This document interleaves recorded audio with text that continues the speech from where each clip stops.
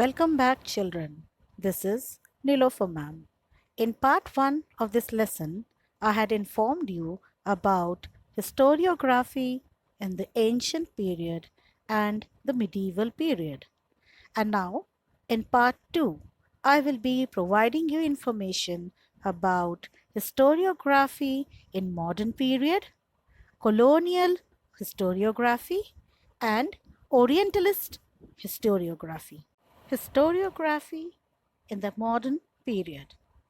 In the 20th century, the Indian archaeological exploration and research started under the British rule.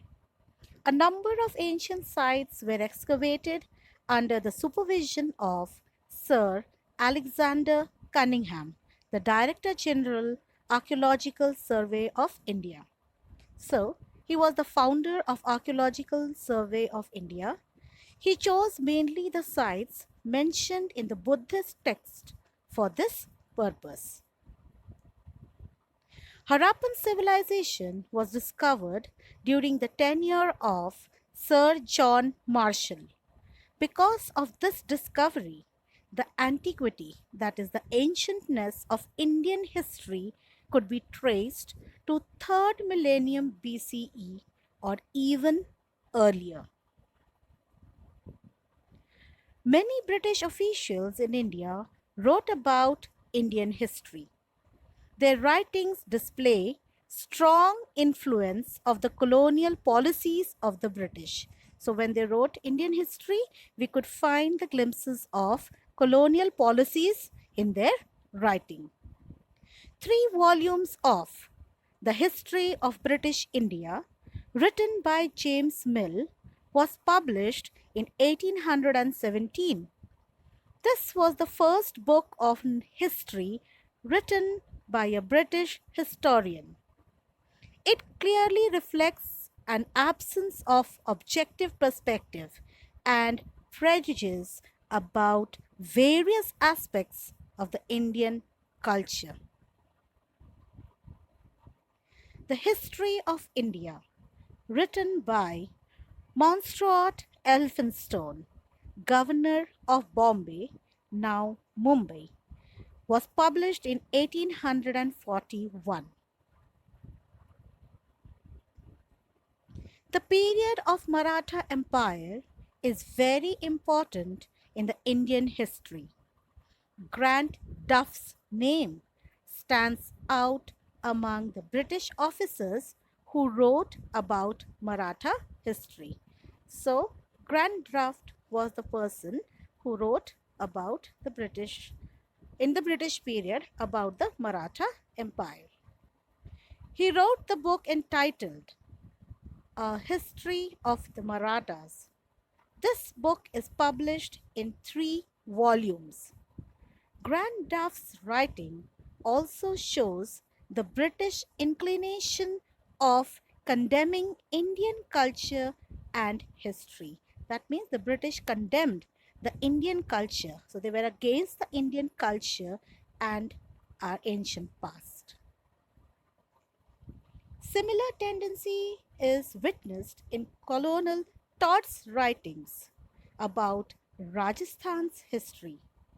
The 2 volumes written by William Wilson Hunter on Indian history show a somewhat impartial treatment of the subject. Neelkant Janardhan Kirtane and Vishwanath Kashinath Rajwade were 2 Indian historians who took upon the task of exposing the limitations of Grant Duff's writings.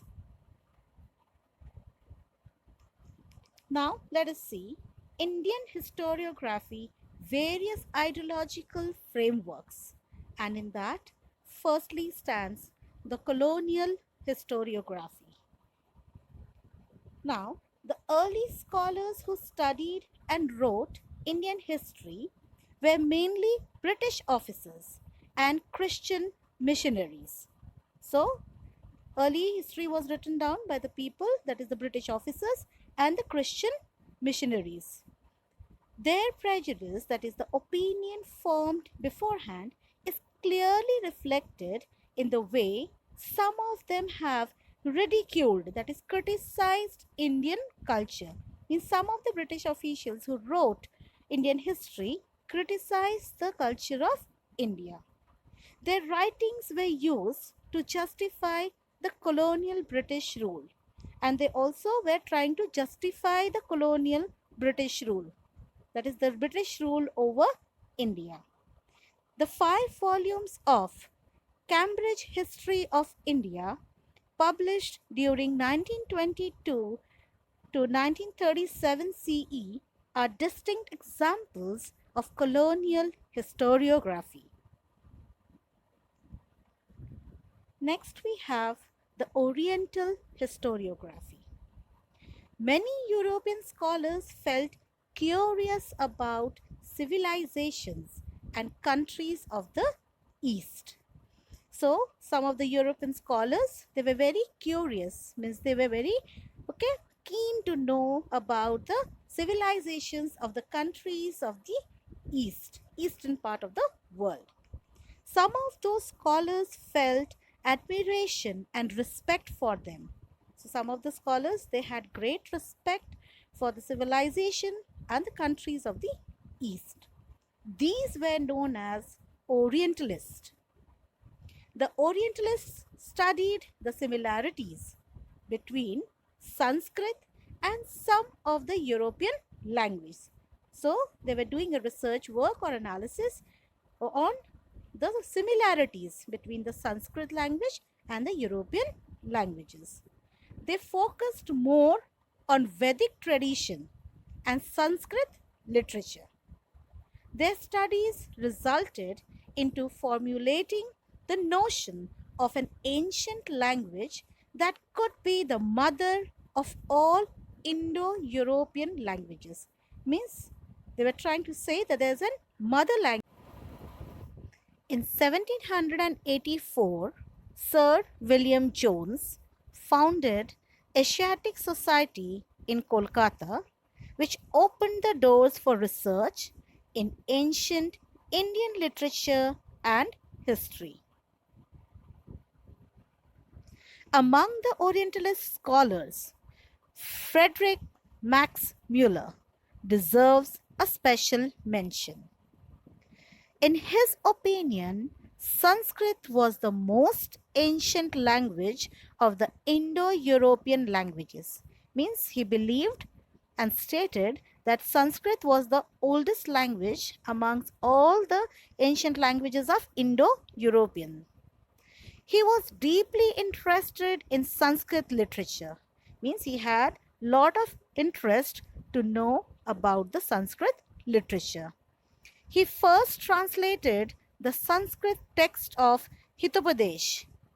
He was the editor of 50 volumes of the sacred books of the East. He also compiled Rig Veda, which has been published in 6 volumes. So he had also compiled the Rig Veda, which has been published in 6 volumes. It means it has 6 parts. He translated Rig Veda in German. Lately, Edwards said, a scholar who has re-evaluated the Orientalist writing has thrown light on imperialistic interest of Orientalist scholars. Now children, this was the second part of our lesson. I'll be continuing with the third part on Friday. Now the assignment based on this portion is write short notes on Sir Alexander Cunningham, James Mill, Grant Duff, Colonial Historiography, Oriental Historiography, Sir William Jones, Frederick Max Muller. Please write it down in your notebooks.